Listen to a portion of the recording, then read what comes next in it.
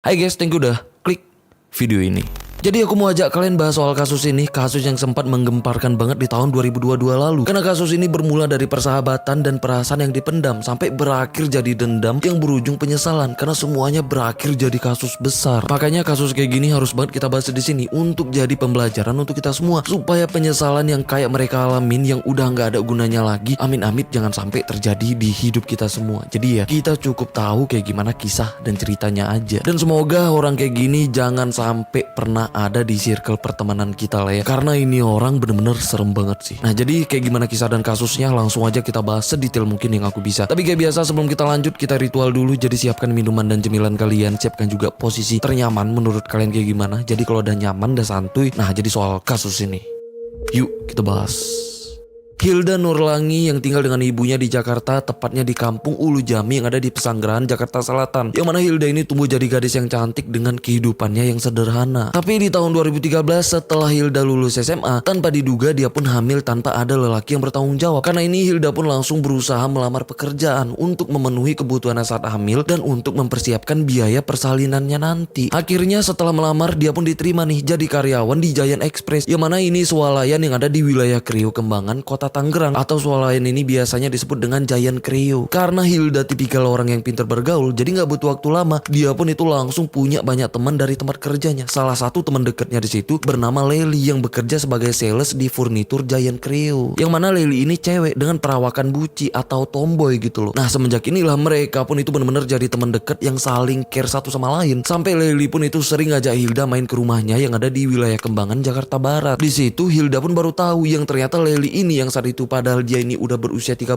tahun yang masih single, juga masih tinggal dengan orang tuanya yang ternyata orang tuanya punya bisnis kontrakan di wilayah dekat rumahnya yang juga itu jadi kerjaan sampingan si Leli ini. Karena Hilda yang sering main ke rumahnya Leli, sampai orang tua Leli pun itu kenal baik sama Hilda. Terus si Leli juga yang saat itu punya banyak temen, yang mana teman-temannya itu ada yang cowok dan ada juga yang cewek. Nah sampai Hilda pun itu kenal baik dan juga berteman dengan teman-temannya Leli yang sering main ke rumahnya. Gitu juga sebaliknya, Hilda pun sering ngajak Leli ini main ke rumahnya. Sampai ibu Hilda pun ya itu kenal baik sama Leli. Dan juga teman-teman Hilda yang juga sering main ke rumahnya juga kenal sama Leli ini. Yang emang saat itu Hilda ini juga punya banyak teman yang biasanya mereka itu nongkrong atau ngumpulnya di rumah Hilda ini, termasuk Leli. Tapi saat itu cuman Leli temennya yang paling setia dan perhatian sama Hilda. Bahkan Leli ini sampai sering siapin makanan untuk Hilda yang saat itu kondisinya sedang hamil besar. Yang sebenarnya perhatian Leli ke Hilda ini ada alasannya. Karena secara diam-diam Leli ini yang sebagai buci naruh perasaan ke Hilda. Karena Leli ini emang suka sesama cewek gitu loh. Nah tapi soal perasaan ini tuh gak pernah dia ungkapin. Jadinya Hilda gak pernah tahu. Jadinya Hilda yang masih normal cuman nganggap Leli ini cuman sebatas temen. Terus karena saat itu Hilda yang dalam keadaan hamil, Leli ini tuh selalu perhatian ke Hilda. Sampai Leli juga ya itu sering banget ngebeliin susu hamil untuk Hilda. Bahkan Leli pun itu selalu bantuin Hilda sampai Hilda ini melahirkan anaknya. Terus setelah ini karena teman-temannya Leli sampai kenal juga sama Hilda, bahkan sampai ikut gabung dan nongkrong di rumah Hilda. Disinilah salah satu temennya Leli yang bernama Vicky juga sering ikut main dan nongkrong di rumahnya Hilda. Yang mana Vicky ini teman baik Leli yang bahkan mereka udah berteman sebelum Leli ini kenal sama Hilda. Nah terus soal Vicky ini, saat itu Vicky ini tuh masih single juga tuh, yang masih tinggal dengan orang tuanya di Kebayoran Baru, Jakarta Selatan. Dan saat itu Vicky ini kerja sebagai chef di salah satu restoran yang ada di Puri Kembangan, Jakarta Barat. Yang mana biasanya setiap dia pulang kerja dia ini tuh selalu gabung tuh dengan teman-temannya cuman untuk sebatas nongkrong di rumahnya Hilda. Disinilah Vicky dan Hilda pun jadi kenal, yang bahkan mereka berdua makin lama makin dekat. Sampai akhirnya Hilda dan Vicky pun pacaran. Yang bahkan Vicky ini ya sampai nerima dengan tulus keadaan Hilda yang saat itu udah punya satu anak. Setelah mereka berdua pacaran, teman-teman mereka juga pada tahu, termasuk Leli yang pastinya kecewa. Karena saat itu Leli ini juga ia suka dan ada perasaan untuk Hilda. Nah tapi saat itu ya Leli ini gak memperlihatkan kekecewaannya. Nah jadi saat itu gak ada yang tahu soal kekecewaan yang dirasain Leli ini. Jadi di situ Leli berlaga seolah ikut seneng juga. Yang bahkan setelah ini ya Hilda pun itu justru sering cerita dan curhat ke Leli soal Vicky yang sebagai pacar barunya. Yang emang Vicky ini berhasil jadi lelaki yang baik dan tulus untuk dia. Yang pastinya itu makin ngebuat Leli ini tuh makin cemburu lagi dan makin kecewa lagi. Yang ngebuat ya rasa cemburunya pun itu makin lama makin sulit dikontrol. Nah tapi Leli sadar kalau Hilda ini benar-benar menjalin hubungan serius dengan Vicky. Nah jadi dia tetap berusaha care karena Leli ini sebenarnya takut juga dijauhin Hilda kalau misal Hilda tahu kayak gimana perasaan dia yang sebenarnya. Sedangkan Hilda dan Vicky selama mereka pacaran mereka pun itu bahagia banget. Sampai ya ibunya Hilda dan keluarganya pun itu ikut seneng dan mendukung banget hubungan mereka. Karena Hilda ini akhirnya bisa nemuin lelaki idamannya. Karena saat itu Vicky ini sering datang ke rumahnya Hilda yang tujuannya bukan lagi untuk nongkrong, tapi untuk nemuin Hilda secara personal. Biarpun saat itu Vicky yang cuman karyawan di restoran dengan gaji gak gitu besar, yang ngebuat dia gak pernah ngebeli barang-barang mahal untuk Hilda dan gak pernah menyenangkan Hilda via material. Tapi Vicky ini selalu punya cara sendiri untuk menyenangkan Hilda. Misalnya Vicky ini sering masakin makanan enak di rumahnya Hilda untuk Hilda dan ibunya. Karena Vicky ini emang bekerja sebagai chef di restoran, kan pastinya dia jago meracik makanan enak. Tapi dibalik itu circle pertemanan mereka pun masih tetap berjalan kayak biasanya, yang mana mereka sering nongkrong di rumahnya Hilda, termasuk Lely pastinya. Dan disinilah yang saat itu udah di tahun 2021. Karena Lely yang emang teman baiknya sejak lama, jadi Vicky ini sempat minjem motornya Lely untuk akomodasinya sementara waktu. Karena saat itu motornya sedang rusak tuh, sedangkan Vicky ini nggak punya uang yang cukup untuk benerin motornya ke bengkel. Karena Lely yang saat itu punya motor dan juga mobil, jadi Lely pun sempat minjamin motornya ke Vicky plus STNK motornya. Tapi setelah beberapa hari minjem motornya Lely, sialnya Vicky ini ketilang karena melanggar lalu lintas. Karena ini ya STNK motor Lely pun jadinya ketahan karena dia nggak bisa bayar denda tilangnya. Terus sialnya lagi di saat STNK motornya belum ditebus, motor Lely pun tiba-tiba mogok pas dia pakai. Yang akhirnya ya Lely pun sampai tahu tuh motornya mogok di tangan Vicky. Nah tapi yang ngebuat Lely ini makin kesel lagi pas dia tahu ternyata STNK motornya pun ditahan karena ketilang. Di situ Lely pun nggak mau tahu, dia nuntut Vicky ini harus tanggung jawab, harus benerin motornya dan juga nebus denda tilang motornya. Sedangkan Vicky saat itu kebingungan karena sama sekali nggak punya uang untuk benerin motornya dan nebus tilang motornya. Jadinya ya Vicky pun di situ cuman bisa ngebalikin motornya dalam keadaan kayak gitu dan cuman bisa janji bakal nebusin STNK dan benerin motornya. Tapi lama kelamaan Vicky pun seolah lupa, yang ngebuat Lely ngerasa kalau Vicky ini nggak bertanggung jawab. Jadinya karena ini ya hubungan pertemanan antara Vicky dan Lely pun mulai jadi pertengkaran di circle mereka. Sampai mereka yang sebelumnya akrab udah jadi selek nih karena ini. Terus karena Vicky pacaran sama Hilda, pastinya Hilda memihak dan denger curhatan Vicky soal masalah ini. Yang emang karena ini bener-bener ngebuat Lely marah dan kecewa banget, yang bahkan berujung dendam terutama ke Vicky. Karena Vicky yang udah gak bertanggung jawab, ditambah dendamnya makin menjadi-jadi karena Vicky ini udah merebut perhatian Hilda dari dia. Disinilah Lely pun mulai berpikir, bahkan mulai berani berencana untuk ngabisin Vicky.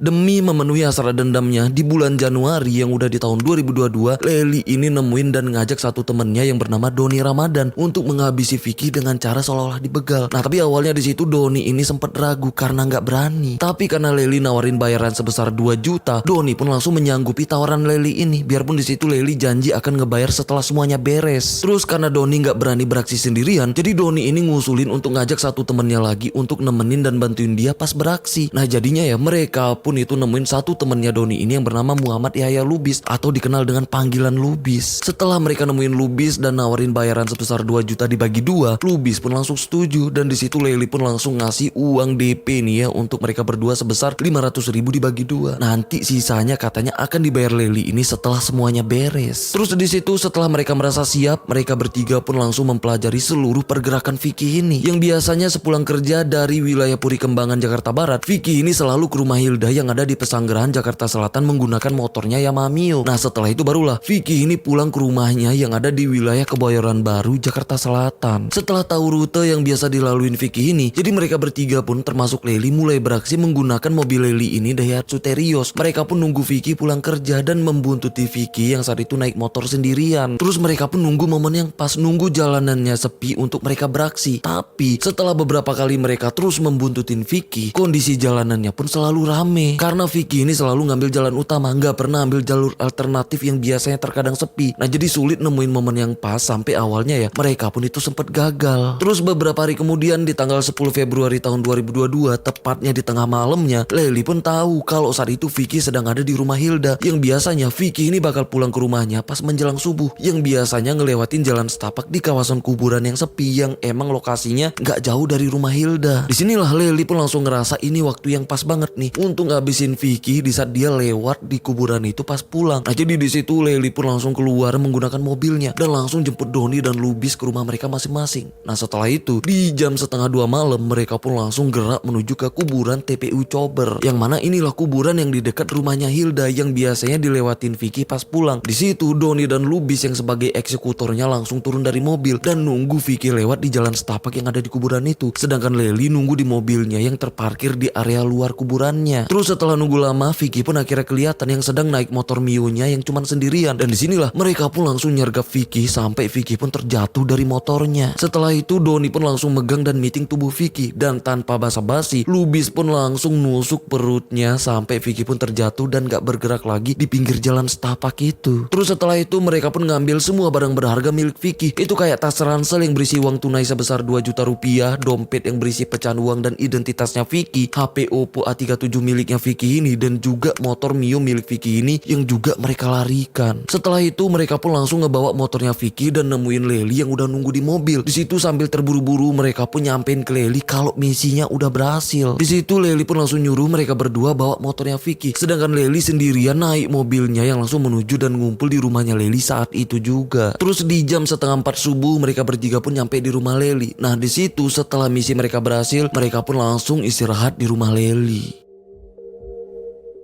Sedangkan di sisi lain paginya, tepatnya di jam setengah 6 pagi, sepupunya Hilda yang mau pergi ke pasar itu kaget ngelihat ada tubuh lelaki yang tergeletak di pinggir jalan setapak kuburan yang dia lewatin. Yang awalnya dia ngira mungkin itu orang pingsan, jadi dia pun coba deketin tuh, yang ternyata dia kaget karena di situ banyak genangan merah yang ada di tanah dan di tubuhnya. Dan di situ ya dia pun ngeliat lagi tuh, tubuh lelaki itu ternyata mirip kayak Vicky, pacarnya Hilda yang juga dia kenal. Karena ini dia pun langsung lari ke rumah Hilda untuk ngelaporin soal adanya tubuh lelaki di jalan setapak kuburan itu yang mirip banget sama Vicky. Hilda yang denger itu pun langsung kaget, dan saat itu juga Hilda pun langsung ngecek ke sana yang ternyata emang betul itu tubuhnya Vicky yang udah nggak bernyawa lagi. Hilda yang shock langsung pingsan di situ, sedangkan beberapa warga lain pun mulai berdatangan. Yang emang saat itu situasi di situ pun ya itu langsung rame dan heboh, dan warga dan Pak RT di sana pun langsung ngelapor soal ini ke polisi. Dan gak lama kemudian polisi pun mulai berdatangan. Di situ tubuh Vicky pun mulai dievakuasi dan TKP pun mulai diselidiki. Karena semua barang berharga Vicky hilang itu kayak tas, dompet, HP, bahkan motornya juga udah gak ada lagi di situ. Awalnya diduga kalau Vicky ini korban begal. Nah tapi polisi pun tetap terus menyelidiki apa yang sebenarnya terjadi di balik kasus ini dengan melacak keberadaan motornya yang saat itu udah dilarikan pelakunya. Terus besoknya, tepatnya di siang harinya, polisi pun dapat kabar soal keberadaan motor Vicky yang sedang dikendarain seorang lelaki di wilayah Serangseng, Jakarta Barat. Di situ polisi pun langsung bergerak, dan singkat cerita nih ya, polisi pun akhirnya berhasil nangkap Doni sendirian yang sedang melintas di jalan raya yang ada di Serangseng. Doni pun langsung diangkut dan dibawa ke Polres Metro Jakarta Selatan untuk diperiksa, pastinya diinterogasi. Kayak biasa, kebohongan gak akan bertahan lama diinterogasi. Jadinya gak butuh waktu lama, Doni pun langsung mengakui kalau dia salah satu pelakunya, dan dia juga ngakuin kalau dia gak sendirian ngelakuin ini, tapi ada satu temennya yang bernama Lubis dan juga Lely yang ngebayar dia untuk mengeksekusi Vicky. Setelah ini yang masih di hari yang sama, polisi pun langsung memburu Lubis, yang akhirnya di hari itu juga Lubis pun berhasil ditangkap di rumahnya yang berada di kawasan Ciledug, Kota Tangerang. Selanjutnya barulah giliran Lely yang juga akhirnya ditangkap di rumahnya yang berada di wilayah Kembangan, Jakarta Barat. Yang mana di situ ya Lely pun akhirnya mengakui itu tega menghabisi Vicky, yang padahal ya Vicky ini teman deketnya sejak lama. Dia tega ngelakuin ini semua karena Vicky ini gak bertanggung jawab setelah motornya ditilang dan keadaan motornya juga yang rusak. Dan di situ juga dia pun ngakuin yang ternyata Lely ini emang sejak lama udah dendam sama Vicky karena Vicky ini merebut Hilda dari dia. Yang emang disinilah Lely pun baru ngakuin yang ternyata sejak awal dia emang punya perasaan ke Hilda. Sedangkan Hilda pas tahu otak pelakunya ternyata Lely, apalagi tahu alasan Lely menghabisi Vicky, pastinya dia ini tuh kaget sekaget-kagetnya. Dia nggak nyangka ternyata diem-diem Lely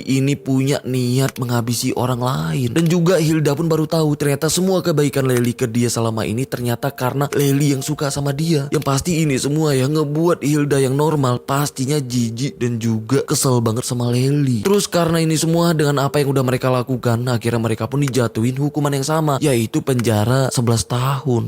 Gimana nih menurut kalian soal hukumannya? Yang padahal Lely ini sebagai otak di kasus ini kan, yang artinya semuanya terjadi karena rencana dan keinginan dia yang ingin menghabisi Vicky. Jadi tanpa dia ya kasus ini gak pernah terjadi. Apalagi dia udah melakukan pembunuhan berencana yang dilakukan bersama-sama. Tapi kok bisa ya hukumannya sama dengan kedua eksekutornya yang udah dia janjikan bayaran 2 juta dibagi 2. Karena nih ya sampai mereka ketangkap Lely ini masih belum ngebayar mereka. Jadi mereka berdua ini yang udah nekat menyanggupi keinginan Lely cuman dapat bayaran 500.000, itu pun dibagi 2. Sampai mereka pun harus menjalani hukuman yang sama dengan Lely yang sebagai otaknya. Gila nggak? Aku yakin sih mereka berdua ini tuh nangis darah dengan penyesalan yang mungkin ya bakal kebawa mati itu penyesalannya. Makanya nih untuk kita semua, semoga semoga kasus-kasus kayak gini bisa jadi pembelajaran untuk kita semua. Jangan sampai hidup kita berakhir dengan penyesalan kayak gini. Dan hati-hati juga nih ya dengan perasaan orang lain, karena kita nggak pernah tahu isi hati orang itu kayak gimana. Nah jadi sampai sini aja pembahasan kita soal kasus ini. Sampai ketemu di kasus selanjutnya. Aku Rizka Wadiono.